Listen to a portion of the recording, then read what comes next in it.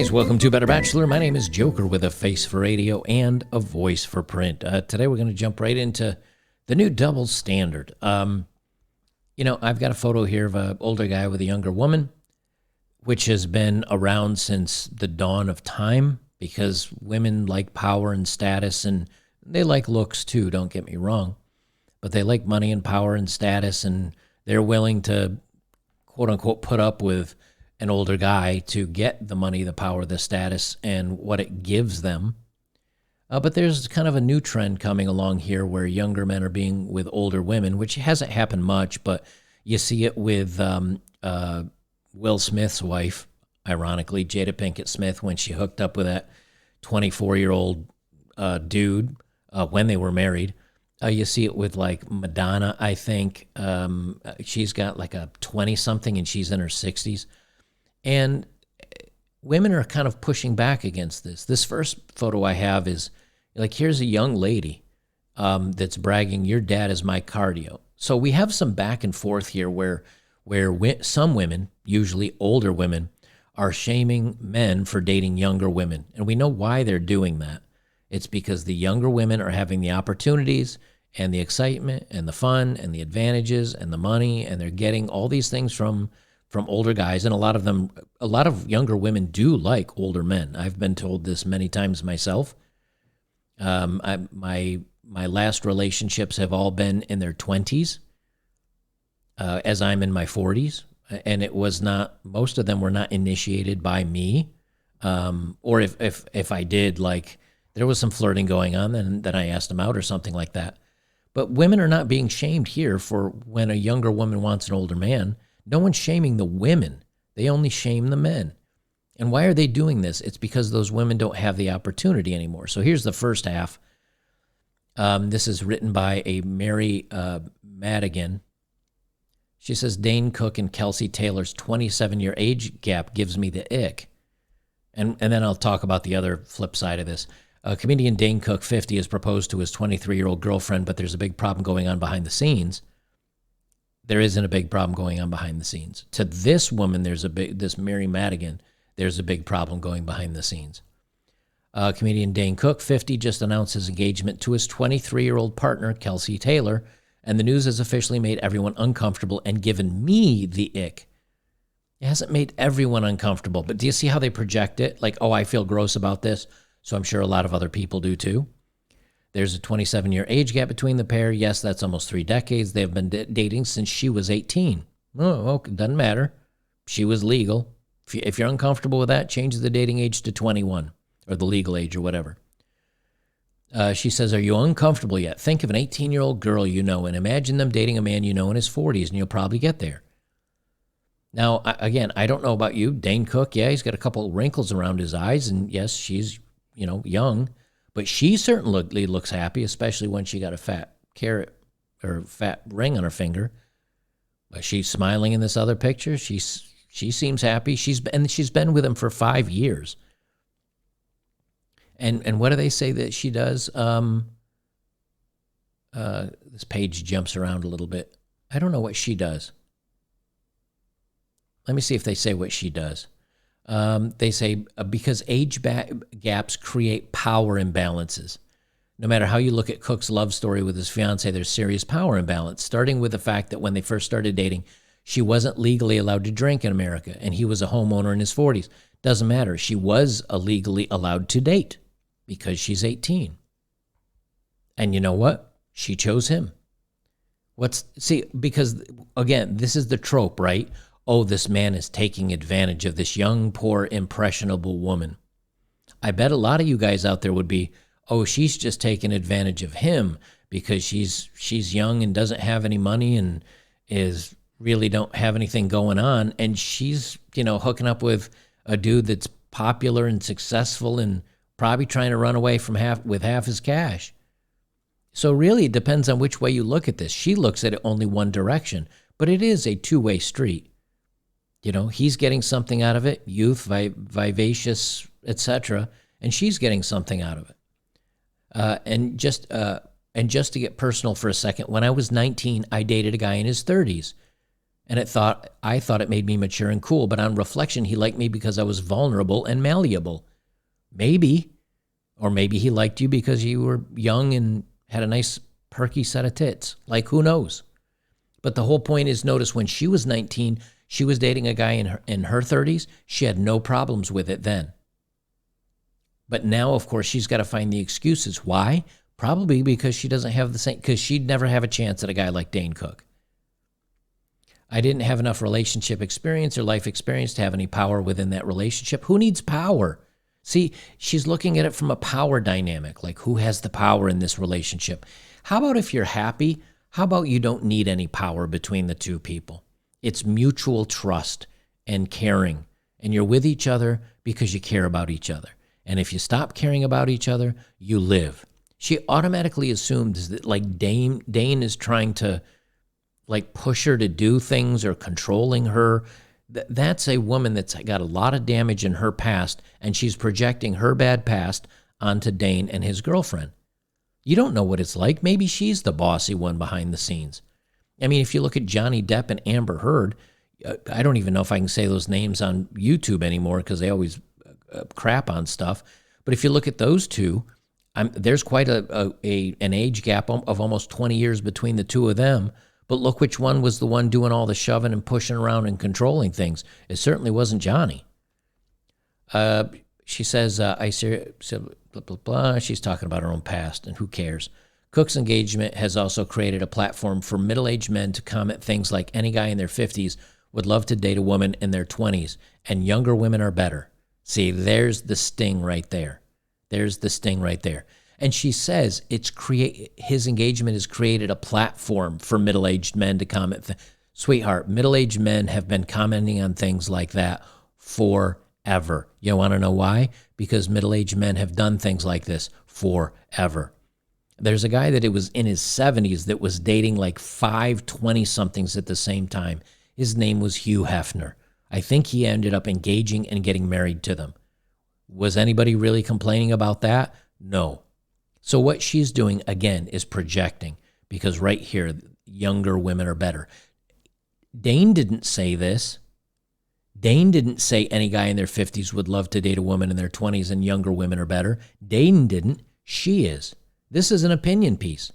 So she's projecting her own her anger on Dane and his girlfriend because she doesn't have this advantage anymore. And she's upset that younger women are getting the action. She says, honestly, if the news of your engagement allows for men's misogyny to show, then you're probably not in an equal relationship. Now, I don't know about you, but she seems very happy. She seems pretty happy in that one. The pair have shared their love for each other on social media, so she's fine talking about Dane. Dane's fine talking about her. And I don't know who Kelsey Taylor is. Maybe I'll look that up. Cook is a middle-aged man with wealth and fame. She's a fitness instructor that built an influencer following off the back of dating Cook. Okay, so can't you say here that she's getting something from him? She's getting power from his fame and wealth, and so maybe she's just using him. Why is it him that has to be doing, or why is it he that has to be doing the using? When he first started dating her, she wasn't even an influencer because she was a teenager who had just finished high school. There's plenty of teenagers in high school that are influencers. She says, I mean, it sounds less like a love story, more like a plotline of Taylor Swift's absolute banger, All Too Well. Cook hasn't spoken out much about their age gap, but in 2019, during an appearance on Jimmy Kimmel, he joked, people are like, you're robbing the cradle. And I was like, she hasn't slept in the cradle for like 9 years. Relax.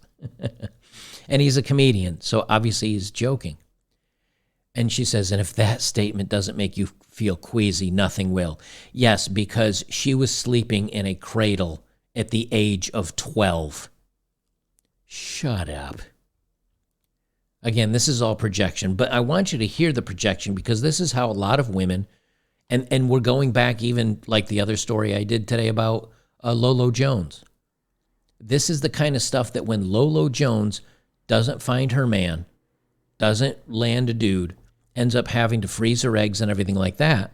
Now, Lolo may never get to this point, But what do you think a 40 or 45-year-old Lolo that was super picky, that wanted the super hot, super popular, super everything guys?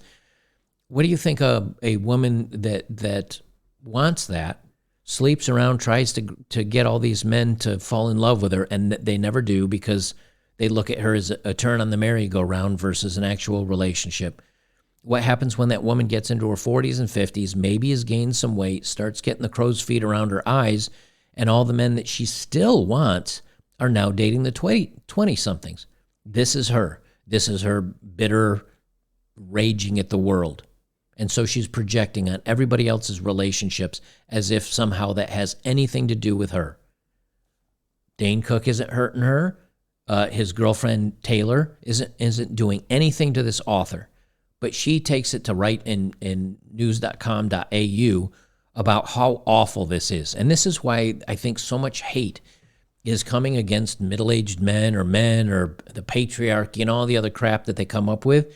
It's because these authors, these untalented hack journalists, write stories about this because to them it reflects on how poorly and unhappy they are in their own life. And if they could get the Taylor Cooks of the world, or the Taylor Cooks, if they could get the Cooks and Taylors, maybe that's the best way to put it. If they could get the Dane Cooks and the Taylor, whatever her first name is, to not date because they feel ashamed, maybe she'd have a chance with these guys. But it's not going to happen. She says it's hard to celebrate Cook's engagement because he's about to marry someone he's been dating since she was a teenager. That isn't the stuff of romance. Frankly, I find it creepy. Oh, really? Romeo and Juliet? I think it was like 16 and 13. I don't know. I don't remember the ages.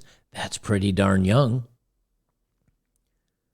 She says celebrating it would be normalizing it. And I'm sorry, but I just can't be any part of that. I don't wish the couple well at all. But I do wish Taylor the best. I hope she finds better. And, of course, this Dint is a freelance writer. So she's going to shame him for dating a young, hot fitness instructor who, yeah, she's a nobody, but Dane doesn't care. And she certainly looks happy. And you know what? Maybe she's gaining something off of it. And maybe after they get married, maybe in 5 years she bounces and takes half his money. And then everybody will be like, wow, Dane was really stupid. But see, when I look at this, when I look at something like this, do you know who I think has all the power? I think she has all the power. Do you know why?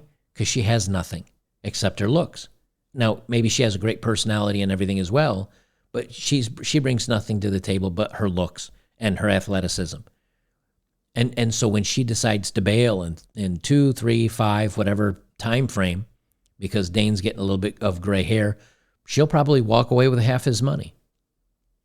And that's me bringing my own knowledge and my own history of everything and everything that I've seen in the world to this relationship as well, because obviously I look at it a lot different than this woman does. The difference is, if Dane's happy, who cares? It's him putting the loaded hot lead injector up to his own head. So, I mean, good on you, man. I'm sure if I'm still doing a channel in the next 3 years, I'll be doing a story about how these guys break up. But here's the double standard. I saw the screenshot, and there's actually an article about it. Many old and retired British women traveled to Gambia to pay young men known as bumpsters for sex. And here they show, the relationship. Now, bumpsters, I guess, are beggars. And this is a legit story. Gambia says UK grannies on hunt for young men are not welcome. Now, here's the funny thing. Why didn't she write a story about this? What about the grannies that are actually paying these young guys for the physical fun? Don't hear her complaining about that much. Matter of fact, you find this is on GG2 the net. This didn't even make it to any of the mainstream stuff. Why? Because there's no shame in it. It's because it's women doing it. Now, if men were doing it, it would be a different story. If men were going to a country to be with a bunch of young women, it'd be a problem. But when women do it, no problem. They said the Gambia seeks to attract quality visitors at the West African nation attempts to shed its image as a sex tourism destination. A top tourism official of the country of around 2.5 million people said the government would welcome tourists interested in the positive side of the country and not those that just come for the old in and out. What we want is quality tourists, tourists that come to enjoy the country and culture, but not tourists that come just for sex. Now, if I hadn't read these other stories, reading this, you'd be like, wow, are dudes just flying down there? He said that the former British colony wanted to move beyond older people from the UK's working class backgrounds and target higher-end tourists and millennials. According to him, the government was considering empowering police to round up bumpsters and old women suspected relationships in its bid to crack down on this tourism. The country, known as a sex haven for British grannies, witnessed a boom in tourism in the 1990s after the travel company Thomas Cook introduced low-cost flights from the UK. They said the tourism suffered after the company wound up in 2019, although foreigners seeking the old in and out continued to visit the country. And there's no, they say, in the absence of meaningful jobs and reasonable wages, Gambian men hook up with old women and make around 200 pounds in a few days, an amount which would take otherwise months for men to earn because it's a very poor area. So these grannies are basically making bums rich. Older women with toy boys are commonly seen, and English music is heard in and around the Gambia capital of Banjul.